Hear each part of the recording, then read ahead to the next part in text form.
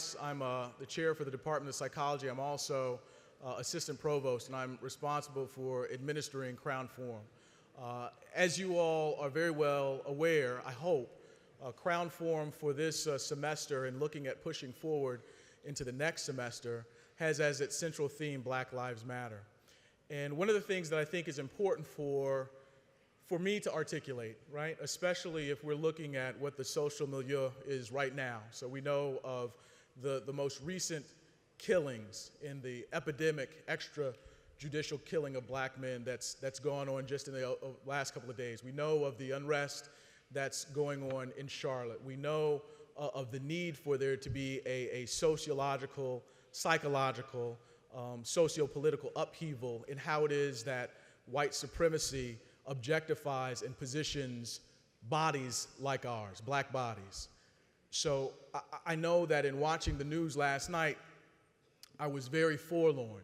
I was up till about 2 or 3 in the morning watching CNN, and it seemed like they were advertising this kind of adversity that we're going through. And I went to bed a little upset, but then I woke up this morning, and I was able to wake up to my sons, Stokely and Biko, who many of you all who've been in my classes have heard me talk about before, and I was encouraged. My youngest son is 1.5 years. My older son is going to be 9 next month, and one of the things that I am charged with doing is making sure that their world is a better one than the one that we live in now. And then I come to spaces like this where I see you all, where some of you might be frustrated and disrespect me when I ask you to move to the center, but that's okay because I still love you and I care for you deeply. And I'm encouraged because I see in you all the future, but also the present that's going to make the future better. And so when we're looking and we're considering what we're talking about, when we're talking about Black Lives Mattering, I always want to make sure that as we're putting words central, we understand that words are in many ways behaviors, and we don't want to be rhetorical with them. And so there are going to be a variety of people who are going to come in front of you and who are going to talk to you, but they're going to have to talk to you through the lens of Black Lives Matter. And if they don't, then it becomes your responsibility to hold those people who are in front of you accountable, as well as the administration, right, as well as myself. So if they're talking about Black Lives Matter, how is that real, significant, consequential change in the lives that we're living right now? So I felt the need at least to say that, right? It's our responsibility to put these forms in front of you, but it's your responsibility to take hold of them, to grasp them, and to make a better world, no matter what your discipline is. Does that make sense? Does that make sense? All right, so I'm very pleased that today, I'm not going to do the formal introduction, but I'm very pleased today that we have a scholar activist who really is globally renowned. He will pshaw that, but you know, I was just looking and talking to him about having come over from Kemet and doing some deep teaching there. He is a scholar who is from my other alma mater, Howard University, and his name is Greg Kimathi Carr. So we're going to make sure that we have his big brother, Sam Livingston, who's over our African American Studies department, come and give the hard introduction. I'm very pleased to see you all, and you all keep pushing.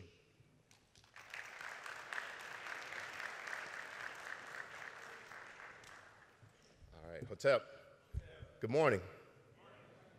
For I am a son of Africa and a son of my mothers and fathers, and the drums of Africa still beat in my heart.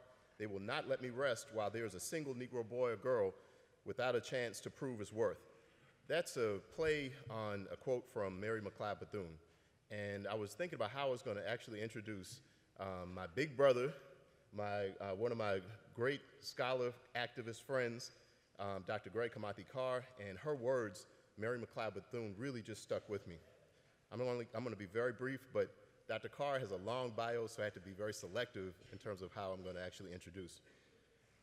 Greg Carr is the chair of Afro-American Studies at Howard University and adjunct faculty at the Howard School of Law. He is the first vice president of the Association for the Study of Classical African Civilizations and editor-in-chief of the Compass, the journal of ASCAC. A former board member of the National Council for Black Studies, Dr. Carr has been named Professor of the Year several times by Howard students. He was also named 2013-2014 HBCU Male Faculty Member of the Year at the 4th Annual HBCU Media Week Awards. Dr. Carr designed the curriculum framework for for Philadelphia's mandatory high school African American history course and co-founded the Philadelphia Freedom Schools, a community-based academic initiative that has involved over 13,000 K-12 students. His latest publication on the history of the Black Panther Party appears in the August 2016 issue of Ebony magazine, and the September issue of Ebony will feature his article on the new Smithsonian Museum of African American History and Culture. He blogs at drgregcarr.com and on Twitter at AfricanaCarr, and can be reached at gcarr@howard.edu. Morehouse College and Atlanta University community, I give you one of the most profound voices from within the veil and the African world, Dr. Greg Kamati Carr.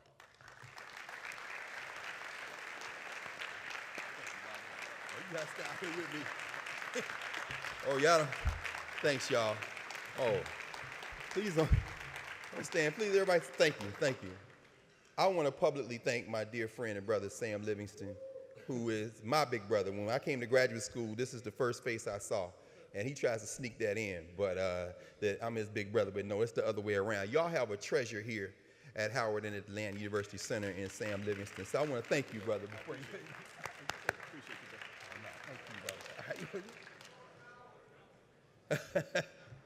I went to Tennessee State, by the way, so I work at Howard. As far as I'm concerned, it's all one big HBCU. So I know y'all don't believe that, but we'll save the gang warfare and set tripping for another time. It's enough police shooting black people for us to start beating each other up. So we can crack jokes, but at the same time, we have one big family, right? And as Sam leaves, and I'm thankful to have my eye on the clock back here, I also want to particularly thank a dear friend and brother David Wall Rice, the chair of psychology here, who has now moved over into the administrative side and who is responsible for the Crown Forum. Brother, thank you so much for inviting me. And this is a son of Howard as well. If we steal him, y'all know where he went. But, and there are a number of faculty here. My dissertation advisor who thought he was going to retire from New York and Philadelphia by coming to Atlanta, but Morehouse somehow found him, and now he's working full-time, and he's some of y'all's professor in here. I think some of you all know Dr. Nathaniel Norman, Dr. Norman, Nate Norman. On this very stage is where Asa Hilliard had his funeral ritual. It's before many of you all, some of y'all may have been in kindergarten, elementary school. It's hard to believe it'll be 10 years next year. But in that moment, what was talked about in this space was the power of the Jegna. The Jegna is the elder, is the person who is wise, who is fearless, who has exceptional insight, and who trains her or his replacement. And it's very important to understand that Jegna concept. Dr. Norman has been a Jegna for generations of scholars. I would say mentor, but the Greek term doesn't quite capture it. You need that African term. One of his students, in fact, the first dissertation defense I ever saw, David and Sam, the first one I ever saw, in fact, was by a brother who is one of the leading lights in this country. We've actually stolen him. We have 750 freshmen reading one of his latest books, and many of you all have read this book, Becoming.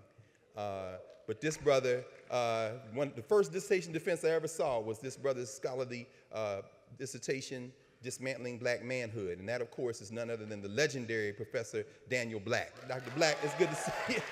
Now, that's all our big brother, for real. So if you don't see him Monday, know that he's going to be spending the day with us in Washington.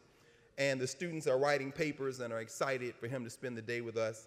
And the Smithsonian has asked him to come to participate this weekend in the opening of the new Museum of African American History and Culture. So he's going to be away for the weekend, but he'll be back unless we can convince him to stay. But as I said, it's one big HBCU, and we don't believe in poaching each other's faculty. We all work together. In fact, with all the faculty here at Morehouse, at Clark, Atlanta, Spelman, with the faculty in the Atlanta University Center, please stand, because I want all these students to see all these folks. These are my friends and colleagues. Yes, thank you, thank you, thank you. All right, let's move very quickly. I know how this works. I teach at a black college, so I understand that when the bell rings, folks get up to go. So my eye's on the clock. I can see it. We're not going to talk a lot today, but we're going to just put a few things on the table. And these are things that you hear all the time. We all have friendly competitions about who's the leading HBCU in this area or that area, but quite frankly, the Atlanta University Center, there is no more important. In fact, this is probably the most important single convening of black higher education, particularly on the undergraduate level in the country. And so it is a real honor to be in this space because it's not only Morehouse and Spelman, it's not only ITC, it's not only Clark and Atlanta University, now Clark Atlanta University, it's also the only institution in this Atlanta University Center named for an African, and that was the second bishop of the AME Church, Morris Brown. And it's very important to understand that together, those institutions form not only a living tradition, they form something symbolic in our people's history that can never be replicated. Because this Atlanta University Center literally convened itself immediately after enslavement. And in convening itself after enslavement, it literally willed into existence the platform for transforming our lives as African people in this country. I don't know what America is. I expect that it will have failed. It will have failed in a much shorter period going forward than it has already existed. I don't expect there will be a United States of America in 2 centuries. I doubt it will make it another 200 years. But as long as this former settler colony is here, its only hope of surviving and thriving really rests with the people in this room and with your children and with your children's children, because this is the tradition out of which the best of humanity has expressed itself in this settler colony. And with all respect to our Native American kin, our blood kin, the aboriginals of this land, when America says it has a birth defect, that's really an insult to those people. And I know y'all know all about that because they're getting ready to take the Braves out of Atlanta into Cobb County, but that ain't gonna let them ancestors not chase them out to Cobb County. So as long as they doing the tomahawk chop. And I heard a new one. They got this rebel yell they do at the Braves games. I heard somebody, whoa! I was like, that can't be, that cannot be. Wow, the rebel yell. Next thing you know, they're gonna start singing Dixie. But the people in this room, y'all have a particular obligation. That's what I want to talk about for the next few minutes, this question of intellectual work. We are, after all, academics. And I want to mention it in the context of this new museum. This is Lonnie Bunch, our friend Lonnie Bunch. Dr. Bunch is the director of the new Museum of African American History and Culture. Many of you all probably know people who are traveling right now as we speak because they're opening the museum. Barack Obama's going to cut the ribbon on Saturday, and it's going to be a conversation around the meaning of this museum. Well, this is part of the enslavement exhibit. In fact, these words, which are, of course, were spoken by a very famous African person in this country. Some of you are familiar with the words, all men are created equal with certain inalienable rights. Whenever any form of government becomes destructive of, there's no black people in right. Well, that's not a black person, is it? No, that's Thomas Jefferson, the defiler of Sally Hemings. That's Thomas Jefferson, the man who died in debt and who actually put his debt forward on the bodies of black children. If you read Henry Wisting's book, Master of the Mountain, this is a man who sold the after he was dead, they sold the Africans off to pay his debts, and even their children's children still in enslavement because of Thomas Jefferson. But you know, these words somehow are in the African American Museum. Why is that the case? Now, I know here at the Atlanta University Center, y'all do something every day. I just saw, David and I saw in Sam's classroom something that you don't see anywhere else except in black spaces, and I've never seen in the way that it was done this morning. I saw a class of students digging into the history of enslavement in a way that was so complicated and nuanced that I told them, this is graduate level work. And that doesn't happen at Georgetown. That doesn't happen at Emory. That does not happen at Yale or Harvard or Stanford. That does not happen at the University of Chicago or the University of Alabama or Georgia. That only happens in spaces like this when you imagine the possible. But that speaks to a different narrative, a one that Dan Black has written about in The Coming. It speaks to the humanization of Africans. But the fundamental question is whether or not you can be human in the world and human in this country at the same time that you can exist in this country as a citizen. That's an open question. That's an open question. Because 7 days ago, Tyreek King was alive. 8 days ago, he was alive in Columbus, Ohio. 7 days ago, Terrence Crutcher was alive in Tulsa, Oklahoma. 48 hours ago, Keith Lamont Scott was alive in Charlotte, North Carolina. And I know y'all tired of hashtags. I know you're tired. As Fannie Lou Hamer would say, sick and tired of being sick and tired. As Sam quoted Mary McLeod Bethune, the brilliant educator who willed into existence what is now Bethune-Cookman University. But to be sick and tired is not enough. We can fall into that idea that our depression defines our lives, but y'all not allowing that to happen. And so in dealing with our humanity, what I saw this morning is people struggling to understand African humanity. But when you put that on a collision course with this narrative, as Michael Joseph Jackson once said, be careful what you do when the lie becomes the truth. This is a lie, ladies and gentlemen, L-I-E. I know it's not a polite word. I'm in the chapel. This is a very important space in the history and in the venues of black spaces in the world, this Martin Luther King Chapel. And Howard Thurman is right outside. But you know, Howard Thurman once said that religions are basically names you put as a handle on things that you can't explain. It allows you to move concepts around from here to there to here. Well, this is a handle for something you can't explain. This is an aspirational statement. It isn't true yet. But the idea is that people want you to buy into it on the strength. On the strength of what? The promise. Why? Stop looking at the history. Look at the promise. Well, if we don't want to look at the history, then, what are you talking about? Because every time I look around, you want us to look at the history. You want us to bow down and worship certain icons, certain shrines, certain totems. I work in the city of shrines. I work in the city of naked buildings. Because when you look at those fake Greek temples like the Lincoln Memorial, you're looking at a temple that doesn't have colors on it, as Clyde Taylor teaches us, because they thought that the Greeks didn't have colors on their temples, but the Greeks had colors on their temples. The rainwater and stuff just washed it off. So those are naked temples down there, but all of them are ripoffs from Egypt. All of them are ripoffs from Kemet, but they want us to worship those shrines on the promise, not on the history. And yet and still, people keep dying. And people keep dying. And we keep hands up, don't shoot. That's what the brother did in Tulsa. My hands are up. Crutcher's hands are up. Tase him, kill him. And go get a check while we figure out a way to clear you. And now they got Negro police chiefs, like in Dallas and Charlotte, trotting out to say it's more complicated than that. Okay, brother, I'm not mad at you. You got to get a check. I know you cussed as soon as you finished. The brother yesterday in Charlotte was licking his lips so much, I thought he had a terrible case of dry mouth. He know what it is. But the promise is aspirational. So what does Lonnie say about that? Lonnie Bunch says this new museum will tell the stories of African-American culture from slavery through civil rights. Well, as one of our great teachers, many of the people in this room, Sam, myself, Dr. Norman, Dr. Black, Dr. Rice, John Henry Clark once said, if you start your history with slavery, everything since then looks like progress. And so when you have a museum,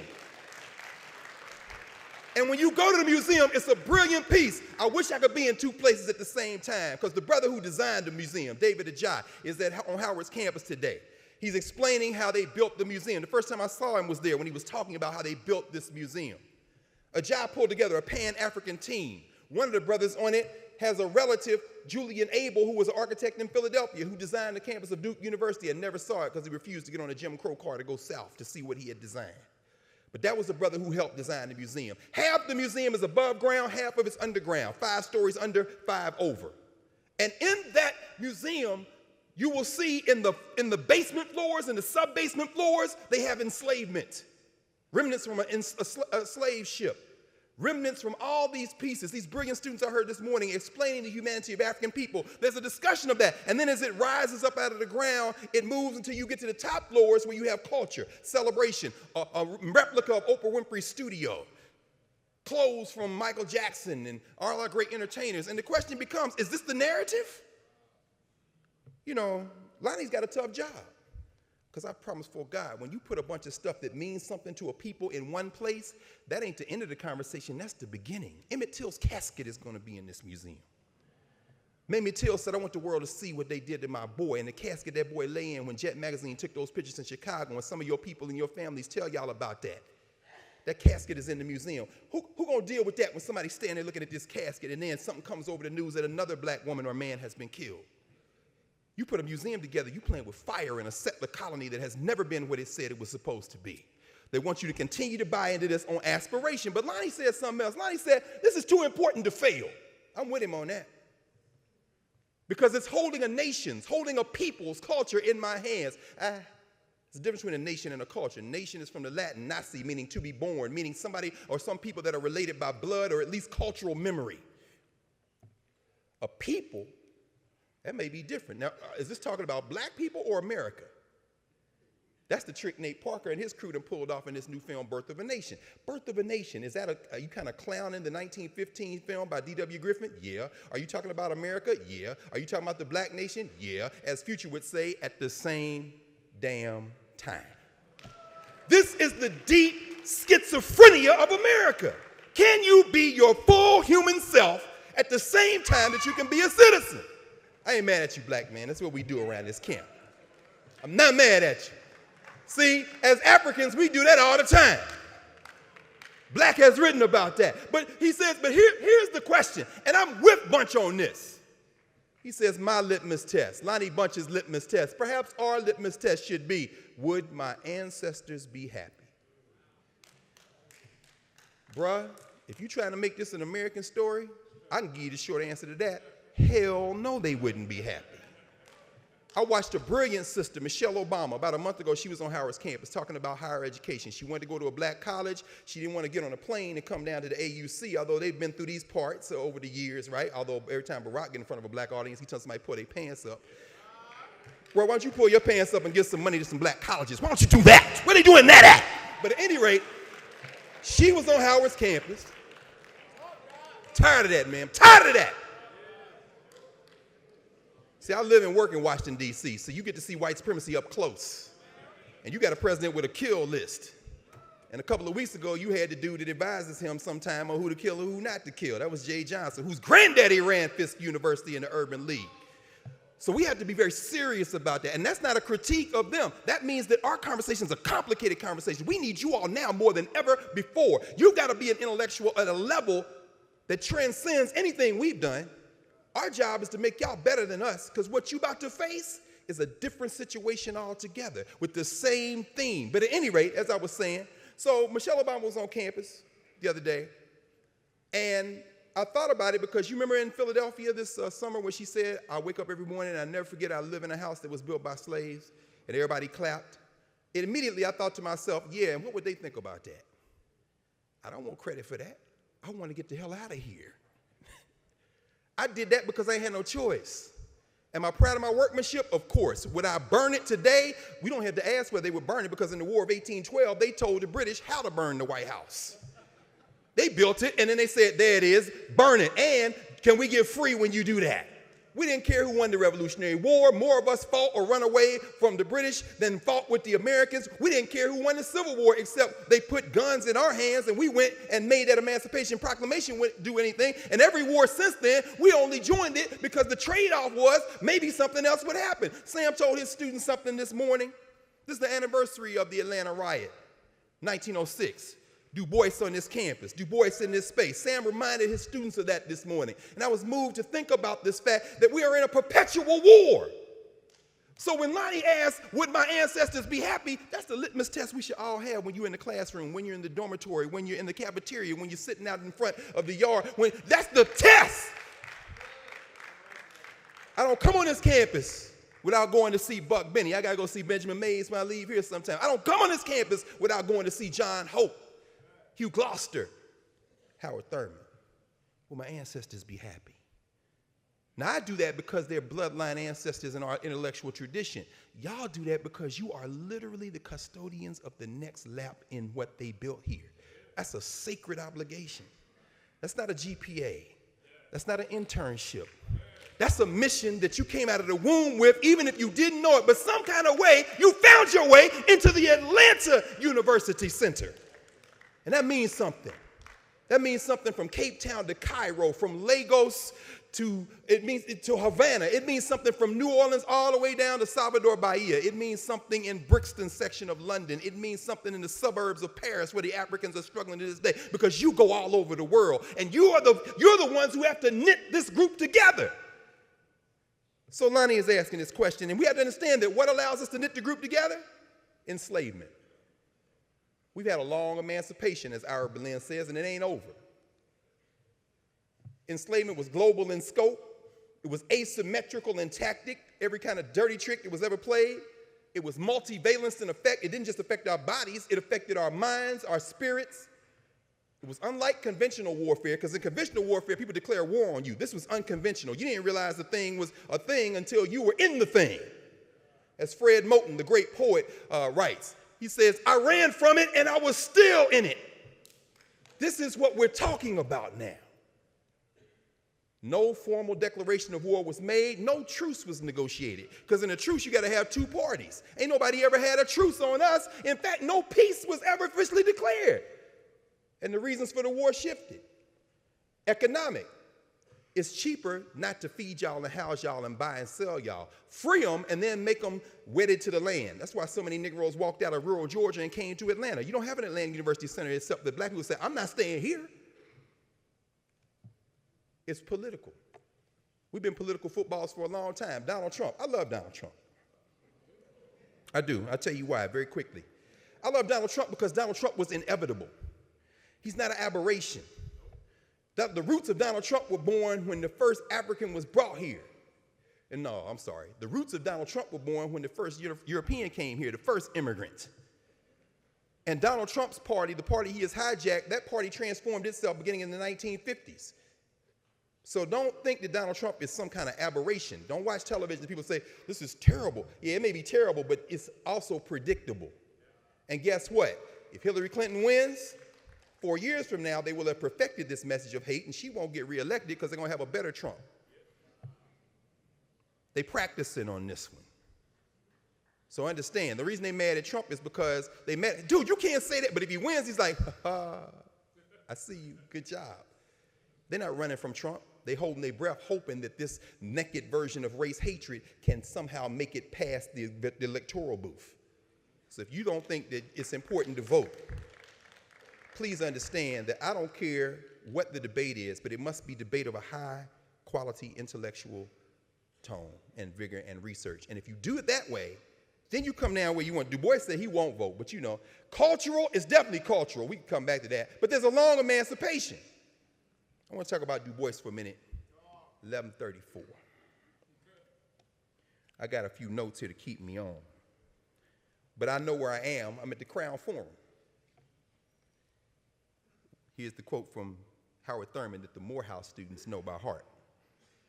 Over the heads of her students, Morehouse holds a crown that she challenges them to grow tall enough to wear. That's very powerful.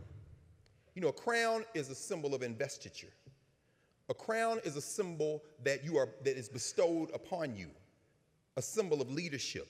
To crown someone is to recognize them as the person who must be representative. So to grow into a crown, that metaphor is very powerful because you can't wear a crown unless the people have decided that that's what you must be. Well, I'm sorry, let me take that back. That's not true in the European traditions. In the Akan, that's how you got to do it. Everybody don't get to wear no crown. The queen mothers picked the next to Santahini. In the ancient Egyptian, who the pharaoh was part bloodline, part who was best to govern. In the European, it's like, I don't care who you are. You so-and-so boy, okay, you the king. Wow. And then sometimes you see problems like that in Egypt. That's how Tut got to be the king. He didn't stay long because they put all kind of crazy stuff on him. Parenthetically, commercial, Dr. Rice, Wall Rice, who I was talking about it, and Brother Livingston, Dr. Livingston. We went to Egypt this past summer with about 35 students from Howard, but while we were there, that was the test run.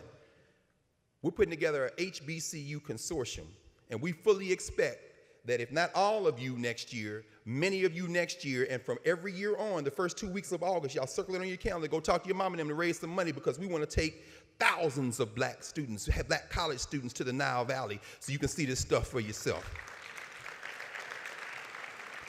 So, a crown in ancient Egypt, you know they've never found a crown. You see it on Tut's head, you see it in the pictures, but they haven't found a material crown yet. They think it might be a metaphor. Crown is metaphorical in many ways. You can put a crown on, but you also have a crown of your head, the tender part right there. That means that leadership is a fragile thing, and leadership will always be attacked. Now, I ain't mad at Barack Obama. Why? Because I know enough about him to know that he wasn't never about that life when it came to black colleges. But I am angry at us because he would have done whatever we told him to do if we were organized. You are now responsible for thinking about what the next iteration comes, because some of y'all going to be the mayors, some of y'all going to be the governors, some of y'all going to be the prime ministers, some of y'all are going to be the representatives of the United Nations, which is meeting right now in New York. And when you all get in those positions, you have to remember that leadership is a fragile thing. A crown is a fragile thing, meaning that what? It will always be attacked by other crowns. And if you don't have institutions to protect you, then sure, the police will shoot you in the street like dogs. Because can't nobody stop them. See, they got a king. What did Tupac say? Who are the police? The biggest gang of niggas in the city. You think you got a gang? They got a gang. I killed them. All right, everybody circle up. Ain't nobody see nothing. That's a set of hip-hop songs for us. For them, that's a way of life. And I don't mean that all the police are bad, but that means that even the ones who don't want to be bad end up supporting the ones that are. Why? Because the thing is so tightly organized that the crown refuses to allow them to speak. You got to enable them to speak. Some of y'all going to be lawyers. You're going to be prosecutors. We need black prosecutors. The first mayor of Baltimore, youngest state attorney, first black mayor, Kurt Schmoke. He's the dean of Howard Law School. I know Dean Schmoke very well. He's now the president of the University of Baltimore. Kurt Schmoke used to always say, some of y'all got to be prosecutors. Some of y'all have to decide that you're going to be on that side to stop somebody from going to jail because you got their case, which meaning their life in your hands. And so I want to mention a little bit about Du Bois. There he is as a young boy around y'all age. Got his hair parted. He's a Fisk Negro. Happy 150th Morehouse. Same year, 1867, right? Coming up, a few months. He went to the school that was founded by Clinton Fisk in 1866. By the way, I love the way Morehouse started in Augusta. They said they had 3 books, right? Y'all know this, Morehouse people. Had a math book, a spelling book, and a Bible. I'm looking at the clock. Math book. Mathematics is the attempt to represent time and space. That's all it is. It's an attempt to reduce to symbols concepts of time and space. So if you're mastering mathematics, you're thinking about time and space, yourself in time and space, reality in time and space, the cosmos in time and space. A spelling book is simply representative of an inscription system. How do you leave your understanding for the next generation once you're gone? And the Bible, of course, is spiritual. And last I checked, the Crown Forum said we got to deal with academic knowledge, spiritual strength, and sound character. And when you start talking about academic strength, you're talking about intellectual work. When you start talking about spiritual strength, you start talking about ancestors and cosmic work and connecting. And when you talk about sound character, what the Yoruba would call iwarere, good character, you start talking about why you even did those first 2 in the first place. So you got a math book, a spelling book, and the Bible. That means we're going to learn reality and how to represent it. We're going to learn how to pass that knowledge on, and we will never forget why we are doing this. Every black college is like that. I mean, no shade on anybody. I know some Clark people in here. I love all, I love all the mottos of black colleges. But I got a special place in my heart for this. Whoever came up with "I'll find a way or make one," that's a black. that's somebody. That's a black saying. Let's do the Latin. Expecta is looks. No. Howard. You veritas et utilitas. No. You know what? Hold on. Let me do this. I'll find a way or make one. Oh, no, I ain't mad at y'all. Because in some ways, the Clark motto is all our motto. Because some of y'all on that hustle right now, y'all about that life. You're going to leave here in a minute and hit that bricks and do what you got to do. Don't ever bet against y'all. Whoever's betting against y'all is a damn fool. So Du Bois, born in Great Barrington, Massachusetts, got his BA from Fisk, his PhD from Harvard, delivered a speech called The Conservation of Races in D.C. He was a professor down here at Lee University 2 times, 1897 to 1910, 1934 to 44. His friend John Hope hired him. Went to the first Pan-African Congress in 1900, co-founded the Niagara Movement in 1905. 4 years later, the NAACP. Went to all these Pan-African Congresses. At the center of it, moved to Ghana to work on the Encyclopedia Africana and died the night before the March on Washington. This is an amazing guy. This is him with his grandson. And he said, I want to tell my grandson something. I'm going to leave y'all with this at 11:42. This is the credo. W.E.B. Du Bois when he was 25 years old, about the age of many of the people in this room, a little older than most of y'all. Bless you. Lifelong Principles. He published this in the Crisis magazine eventually, but he wrote it when he was 25 years old. I want y'all to think about this because there are things that you should do. Every day write, every day read. There are some books that are better than others. I'm rereading now the Black Flame Trilogy. If you've never heard of W.E.B. Du Bois's Black Flame Trilogy, oh my God. People be sleeping. They talk about the souls of black folk. They even now talking about black readers, but that Black Flame Trilogy, 3 novels, Mansart, all anchored in a black dude who decides to stay in the South and contribute to building a school. And it's the history of black people in the 19th, 20th century. Du Bois says, here's his credo. This is his creed. We're going to end with this. Du Bois says, I believe in God, who made of one blood all nations that on earth do dwell. I believe that all men, black and brown and white, are brothers, varying through time and opportunity in form and gift and measure, but differing in no essential particular, and alike in soul and the possibility of infinite development. Du Bois says, especially do I believe in the Negro race, in the beauty of its genius, the sweetness of its soul, and the strength in that meekness which shall yet inherit this turbulent earth. Du Bois says, I believe in pride of race and lineage and pride of self so deep as to scorn injustice to other selves, in pride of lineage so great as to despise no man's father. I took this picture a month ago. In pride of race so chivalrous as neither to offer bastardy to the weak nor bed wedlock of the strong, knowing that men may be brothers in Christ, even though they may not be brothers-in-law. By the way, Marcus Garvey is trying to get a federal pardon. Go to the White House petition site. I was with Marcus Garvey's youngest son, Julius, about 2 weeks ago. Go to the White House site. He needs 100,000 signatures by September 28th because he's going to tell Barack Obama, I don't care if you're scared. Don't be scared. Write the pardon out on the way to the swearing-in ceremony for the next president. But Marcus Garvey should be pardoned. If you ever read the case, you'll see it was a trumped-up charge. Du Bois says, I believe in service, humble, reverent service, from the blackening of boots to the whitening of souls. For work is heaven, idleness hell, and wage is the well done of the master, who summoned all them that labor and are heavy laden, making no distinction between the black sweating cotton hands of Georgia and the first families of Virginia, since all distinctions not based on deed is devilish and not done. This is one right now for us. Du Bois said, I believe in the devil and his angels, who wantonly work to narrow the opportunity of struggling human beings, especially if they be black, who spit in the faces of the fallen, strike them that cannot strike again, believe the worst and work to prove it, hating the image which their maker stamped on a brother's soul. Du Bois said, I believe in the Prince of Peace. I believe that war is murder. I believe that armies and navies are at the bottom of the tinsel and braggadocio of oppression and wrong. And I believe that the wicked conquest of weaker and darker nations by nations whiter and stronger but foreshadows the death of that strength.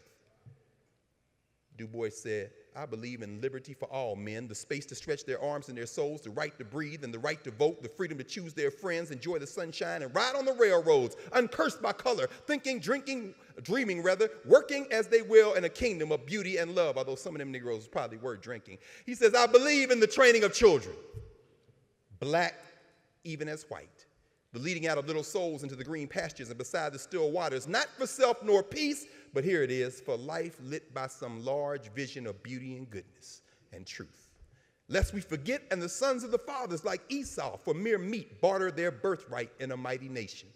Finally, Du Bois says, I believe in patience. We got to be patient with each other, y'all. It's a lot of people going, look, one thing about a black college, people say, how does it feel to work at a black college, an all-black college? First of all, there's no such thing. Second of all, it's somebody in the AUC that is the diametric different of somebody else.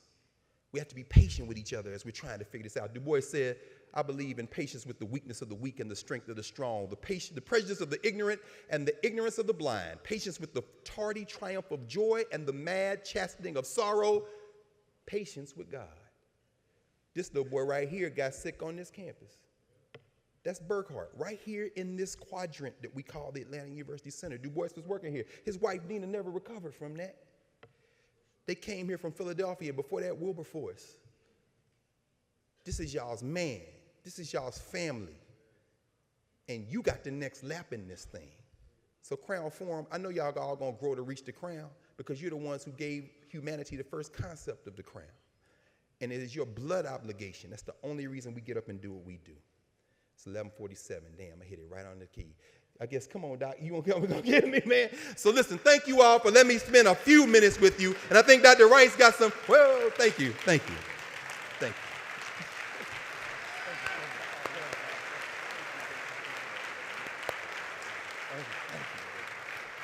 So this is what we're going to do. We want to make sure that you have a chance to speak with Professor Carr.